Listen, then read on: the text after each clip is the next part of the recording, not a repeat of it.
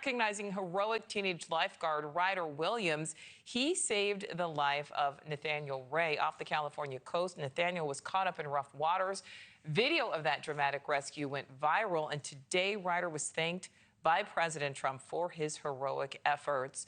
Hannah Brandt joins us live from the White House. But Hannah, the president also taking questions, as we just heard there, from reporters.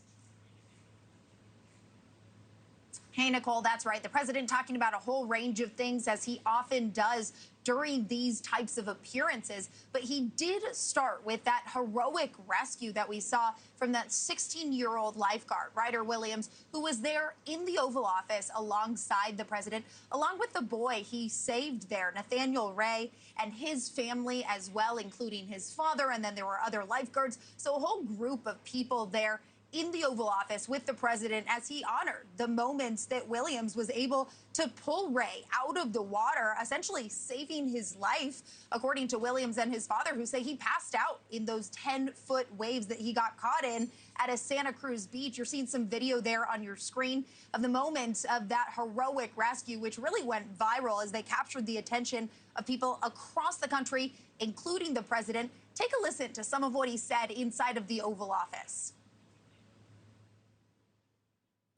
I hope that everybody can take away from this and try to help more people, try to look out for everybody around you, and just try to help everybody out as much as you can.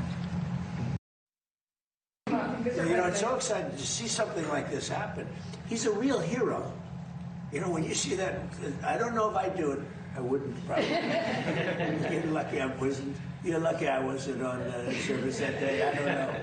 But, no, he's a real hero. It's an amazing thing. And he is a real lucky guy, too. God was watching you, right?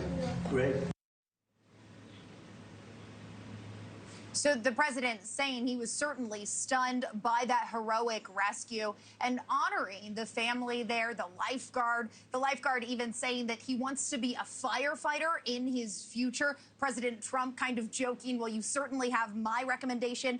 That was just the top part of this Oval Office appearance, though. The president also asked questions on a host of other issues, among them South Korea, who the president just over the weekend announced that the U.S. would be pulling back on those joint military drills that the U.S. and South Korea do annually. The president in part attributing that to his relationship with North Korea's leader, Kim Jong-un, who he says he has a good relationship with, but also pointing to the fact that when he went to South Korea for help with the U.S. operation in Iran, according to the president, they said no, they didn't want to help with that operation, and he expressed frustration about that. I believe we have part of that to listen to from the president.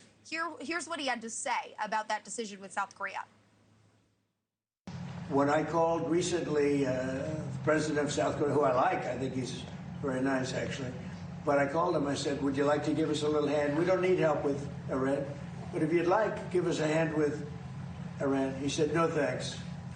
And I said, wait a minute, we have 39,000 soldiers over there guarding you from Kim Jong-un, your next-door neighbor, and you're not going to help us on a very easy military operation in Iran?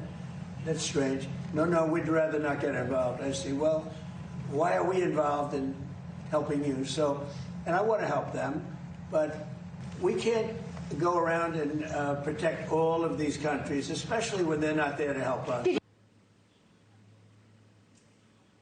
And on the subject of Iran, as we now hit that 60 days since Iran and the U.S. signed that memorandum of understanding, the president still seemed to indicate he thinks a deal is possible, saying he's going to make the deal that he thinks is necessary, but not shedding any light onto behind-the-scenes negotiations that may be happening or where that stands at this point. Also reiterating the idea that the Strait of Hormuz should become a U.S. territory, a controversial idea that Iran pushed back on over the weekend.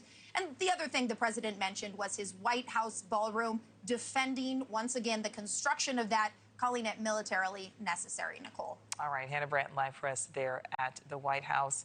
Hannah, thank you. Thank you for watching. Subscribe below and download our NewsNation app right now on your phone, and you will get fact-based, unbiased news for all Americans.